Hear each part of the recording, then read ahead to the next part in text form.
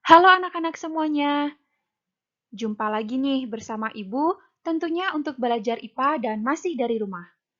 Pada video part 2 kali ini, kita akan melanjutkan membahas materi mengenai struktur dan fungsi jaringan pada tumbuhan, serta pemanfaatannya dalam teknologi. Pada video kali ini, kita akan melanjutkan materi tentang struktur dan fungsi jaringan daun, bunga, biji, buah, serta teknologi yang terinspirasi dari struktur dan jaringan pada tumbuhan. Disimak sampai habis ya videonya. Organ pertama yang akan kita bahas di video kali ini adalah daun. Siapa sih yang tidak kenal daun? Ibu rasa kalian semua sudah mengenal apa itu daun. Daun pada tumbuhan secara umum mempunyai beberapa fungsi. Yang pertama, daun sebagai tempat terjadinya fotosintesis.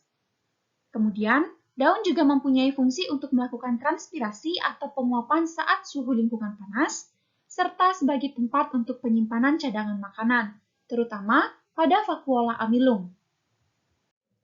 Daun lengkap terdiri dari tangkai daun, pelepah daun, tulang daun, dan helaian daun. Secara anatomi, struktur penyusun jaringan yang menyusun daun adalah sebagai berikut. Yang pertama adalah epidermis. Epidermis pada daun sering mengalami modifikasi yang bervariasi pada tubuh tumbuhan. Adapun modifikasi epidermis penyusun daun yaitu yang pertama ada kutikula untuk mencegah terjadinya penguapan, stomata, tempat pertukaran oksigen dan karbon dioksida, serta trikoma yang berfungsi untuk mencegah penguapan yang berlebihan. Bisa kalian lihat pada gambar di sini, salah satu bentuk modifikasi dari jaringan epidermis adalah kutikula. Kutikula ini, seperti yang sudah ditunjukkan pada gambar, itu berada di bagian atas dan berada di bagian paling bawah dari daun. Kemudian berikutnya adalah jaringan parenkim atau mesofil. Jaringan parenkim yang menyusun daun disebut dengan mesofil daun atau daging daun. Hal ini karena mengisi sebagian besar ruang pada daun. Di dalam mesofil, daun terbagi menjadi dua jenis, namun memiliki fungsi yang sama yaitu tempat terjadinya fotosintesis. Bisa kalian perhatikan, di sini terdapat ada yang disebut dengan parenkim palisade, kemudian terdapat juga parenkim spons. Kedua jaringan parenkim ini disebut dengan jaringan mesofil yang mempunyai fungsi utama untuk tempat terjadinya fotosintesis. Kemudian berikutnya adalah kolenkim. Jaringan kolenkim pada daun berfungsi untuk menguatkan bentuk daun, baik dari terpaan angin, air, atau yang lainnya. Kemudian sama seperti organ-organ sebelumnya, yaitu akar dan batang, pada daun juga terdapat jaringan xilem dan floem sebagai jaringan pengangkut yang mengangkut air atau nutrisi dari daun atau menuju daun.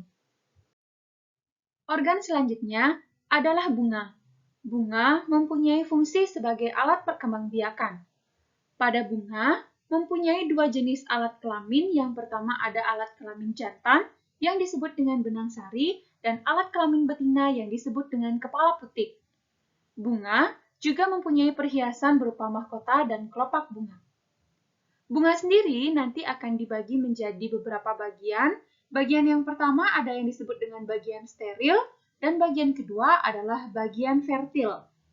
Bagian steril pada bunga merupakan bagian-bagian yang hanya berfungsi sebagai perhiasan dan kelengkapan bunga itu sendiri.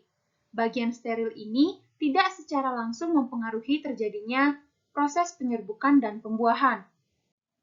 Adapun bagian-bagian steril pada bunga, yang pertama ada mahkota, kemudian ada kelopak bunga, dasar bunga, dan tangkai bunga. Itu adalah bagian-bagian steril pada bunga. Kemudian yang kedua, bagian dari bunga itu adalah bagian fertil. Bagian fertil sendiri berarti bagian bunga yang secara langsung berpengaruh terhadap terjadinya proses penyerbukan dan proses pembuahan pada bunga itu sendiri. Nah, pada bunga, bagian-bagian fertil yang dimaksud adalah alat kelamin jantan dan alat kelamin betina, baik itu kepala sari, benang sari, kepala putik, dan tangkai putik. Nah, semua yang disebutkan di sini adalah bagian-bagian fertil dari bunga. Organ selanjutnya yang akan kita bahas adalah biji. Biji mempunyai fungsi sebagai alat perkembangbiakan sekaligus sebagai penyimpanan cadangan makanan dan alat pemancar tumbuhan. Pemancaran biji dapat terjadi dengan bantuan angin, air, kelelawar, dan juga manusia. Sama seperti batang yang sebelumnya Ibu jelaskan, batang tipenya adalah batang dikotil dan batang monokotil. Jadi di sini untuk biji juga sama. Biji akan kita bagi tipenya menjadi biji dikotil dan biji monokotil. Ibu yakin kalian pasti sudah mengetahui apa yang disebut dengan biji dikotil dan apa yang disebut dengan biji monokotil. Kalau biji dikotil adalah kelompok biji yang berkeping 2, sedangkan biji monokotil adalah kelompok biji yang berkeping 1. Kedua bagian biji ini mempunyai bagian-bagiannya sendiri-sendiri, jadi akan kita bahas satu persatu, dimulai dari biji dikotil. Biji dikotil bagian terluarnya adalah kulit biji. Silakan kalian perhatikan bagian yang menunjukkan kulit biji. Kulit biji merupakan selaput tipis yang akan melindungi biji dari kerusakan fisik dan mencegah penguapan air yang berlebihan. Kemudian ada bagian pada biji dikotil yang disebut dengan kotiledon. Kotiledon merupakan bagian biji yang paling besar dan berisi cadangan makanan bagi embrio. Selanjutnya adalah epikotil. Epikotil merupakan bagian embrio yang terletak di atas poros embrio. Nah, di sini ada kata poros embrio. Poros embrio adalah bagian yang sedang Ibu gambarkan ini. Ini disebut dengan poros embrio. Jadi kalau epikotil letaknya di atas poros embrio. Kemudian ada bagian yang disebut dengan hipokotil. Hipokotil merupakan bagian embrio yang terletak di bawah poros embrio. Kalau tadi epikotil di atas, hipokotil itu letaknya di bawah. Kemudian bagian yang selanjutnya adalah plumula. Plumula merupakan calon daun dan batang pada embrio yang terletak di ujung epikotil. Dan yang terakhir, bagian dari biji dikotil adalah radikula. Radikula merupakan calon akar pada embrio yang terletak di ujung hipokotil. Nah, itulah bagian-bagian dari biji dikotil. Kemudian kita lanjut ke bagian-bagian dari biji monokotil. Yang pertama, ada yang disebut dengan kulit biji. Nah, kulit biji pada tumbuhan monokotil itu mempunyai fungsi yang sama seperti dikotil, jadi tidak akan Ibu jelaskan lagi. Kita akan mulai penjelasan dari biji monokotil, dimulai dengan bagian yang disebut dengan endosperma. Endosperma ini merupakan bagian terbesar dari biji monokotil yang fungsinya sebagai cadangan makanan bagi embrio. Kemudian ada yang disebut dengan scutellum. Nah, scutellum ini merupakan modifikasi dari kotiledon yang membentuk struktur khusus dan berfungsi menyerap makanan dari endosperma untuk diberikan pada embrio.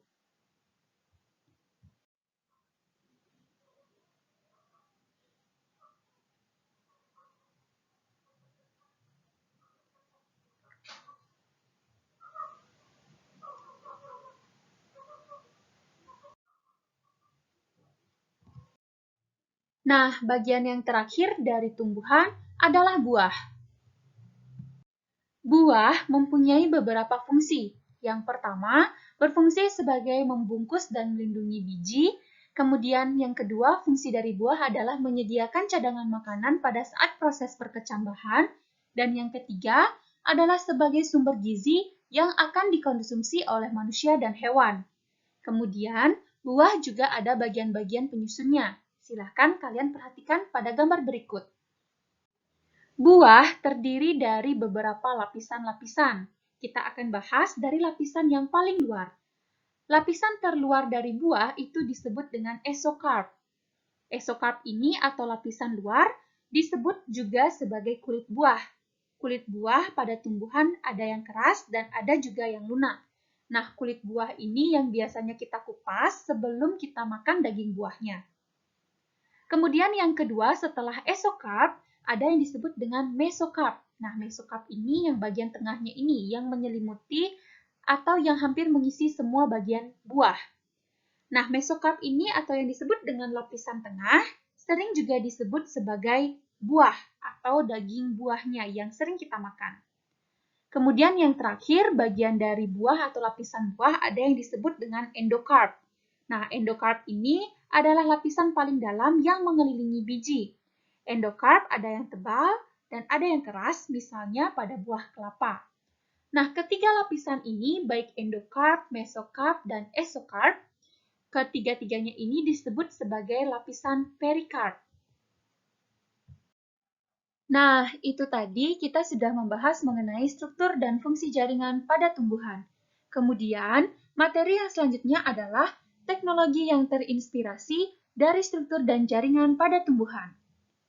Setiap organ pada tumbuhan memiliki struktur dan jaringan yang sesuai dengan fungsinya. Struktur jaringan ini telah menginspirasi beberapa teknologi untuk meniru konsepnya. Berikut beberapa teknologi yang terinspirasi dari konsep struktur dan jaringan pada tumbuhan. Pemanfaatan jaringan akar dalam teknologi. Struktur akar yang kokoh sebagai penunjang tubuh tumbuhan dapat ditiru untuk dasar pengembangan pembangunan fondasi, baik itu bangunan rumah, pabrik, dan jembatan, memakai fondasi yang bentuknya mirip dengan akar. Sebelumnya, Ibu sudah sempat menyampaikan bahwa akar mempunyai fungsi untuk menahan tubuh bagian atas dari tumbuhan. Nah, struktur akar yang kokoh ini telah menginspirasi manusia untuk membangun yang namanya cakar ayam.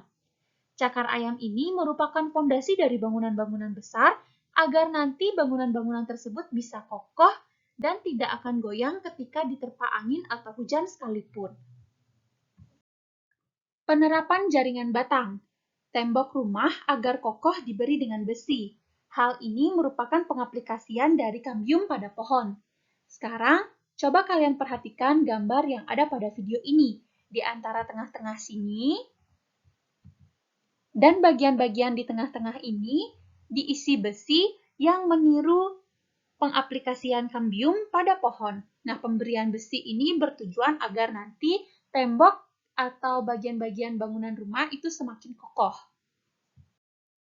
Selanjutnya adalah pemanfaatan jaringan daun dalam teknologi.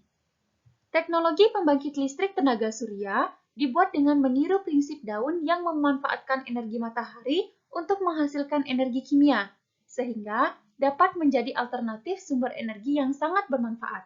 Seperti yang kalian ketahui, bahwa daun memerlukan sinar matahari untuk melakukan fotosintesis.